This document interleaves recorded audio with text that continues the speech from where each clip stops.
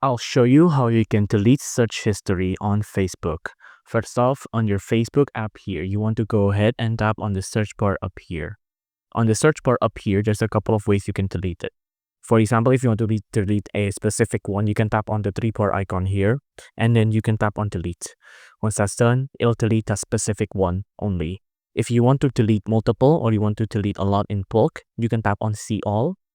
On see all here, you can see there's a lot that you can delete here. You can delete it by pressing on the X button here or on the X button like this. Or you can tap on the blue button on the up top here to clear all. Once you clear all, you can see it'll clear all searches and fish it. And this will remove your entire search history on every devices. So if you use your Facebook on your computer and you're deleting it from your phone, then the search history will be deleted on your computer as well.